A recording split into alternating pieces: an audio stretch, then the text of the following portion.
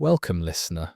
Tonight we journey to a farm in Adams, Tennessee, where an invisible tormentor made its name in whispers and left scars no one could see. This is the true legend of the Bell Witch. Let's begin. In 1817, the Bell family settled quietly along the Red River. John Bell Sr., his wife Lucy, and their children. Their life was ordinary, or so it seemed. It began with small disturbances, knocks on walls after dark, the creak of floorboards in empty rooms, a peculiar scratching beneath doors. At first they thought wind, or rodents, or the house settling, but the noise didn't fade. It grew restless. It started to speak. It called itself Kate. It would mock John Bell, call him Old Jack. It whispered in multiple voices. It debated scripture. It mimicked singing hymns. It recited sermons heard miles away. It quoted things the family never said aloud. And it was merciless. At first it was just a lot of disruptive noise. Then it turned violent. Betsy Bell, the youngest daughter, bore the brunt. She was slapped, pinched, scratched, often in the night. She woke with invisible hands on her face. She screamed for sleep, and sometimes the entity answered her. It dragged quilts off beds, tore curtains. It flung objects. It rattled chains. It tormented neighbours too, even when the Bells were away. It haunted more than just their home. It pursued the family into orchards, past fences, across fields at night. It followed them on country roads. They said Kate could cross great distances in moments. She claimed she could be in more than one place at once. Then one day, John Bell fell ill. Sometimes he seemed paralysed. His speech turned slurred. Then, late one December morning in 1820, John Bell died. The witch claimed victory, said she poisoned him. She sang a drinking song during his funeral. She mocked the mourners. The record holds that Kate promised to return in 1928. Some say she did briefly. Others claim she never left. Time passed.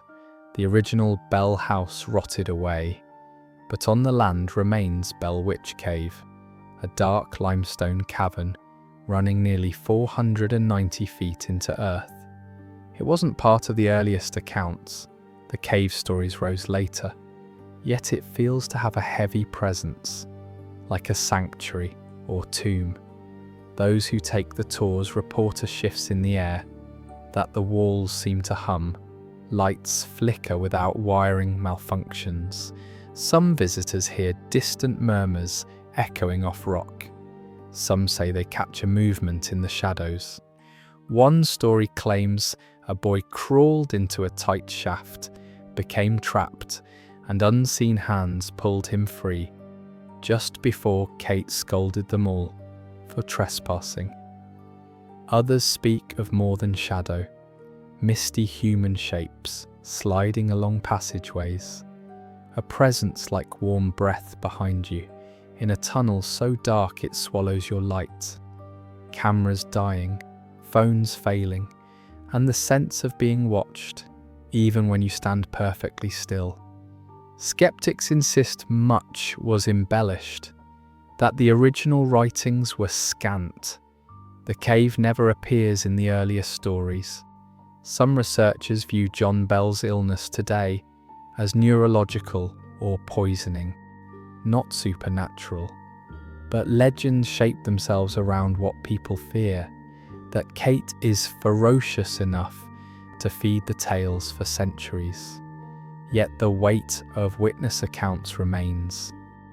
At the peak, hundreds travelled to the Bell farm, hoping to hear voices. Even Andrew Jackson is said to have visited, drawn by the lore, though records are unclear. They heard knocks in eerie rhythms. They felt their hair pulled. They watched as Kate spoke from empty rooms. they left unsettled. And here we all stand, in the shadows of her story. What was she? A restless spirit? A dark intelligence haunting the land itself? Or something else, older than legend?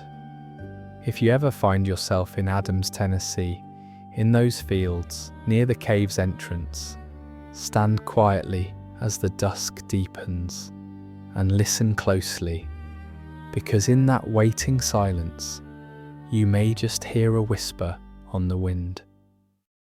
Thank you for listening. If you enjoyed this video and would like to see more, please like and subscribe so we know that you do. Until next time. Stay spooky.